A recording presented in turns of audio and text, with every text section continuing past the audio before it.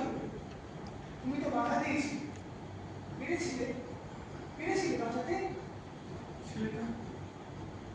ছেলেটা আমার চোখের সামনে মরে গেল।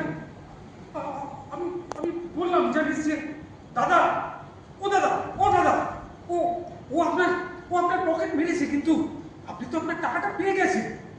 ওকে পুলিশের হাতে তুলে দিন, না হলে মরে যাবে।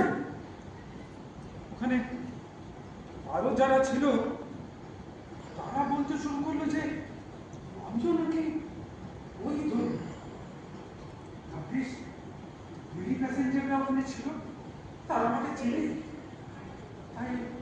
তাই বেঁচে গেলাম। নাহলে তো ওরা আমাকেও মেরে ফেলতো। হ্যাঁ, ফেলতো। তুমি কেন এসব বিষয়ের মধ্যে ইনভলভ হও? তুমি জানো এতে তোমার, আমার, সরোজের প্রত্যেকের একটা সমস্যা বাড়ে।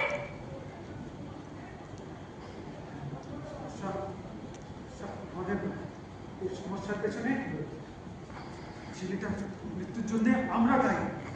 ছেলেটার মৃত্যুর জন্য আমার নাম, তোমার নাম, সরোজের নাম, প্রত্যেকের নাম দায়ী।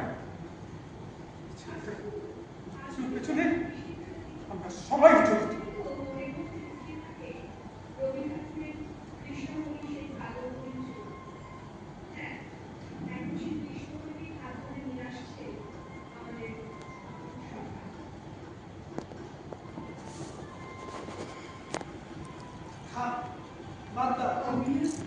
অফিস থেকে এসেছো, ফ্রেশ হয়ে যাও। আমরা এই সমস্ত বিষয়ে পরে কথা বলবো। জীবন মানে কি শুধু এই যে জীবন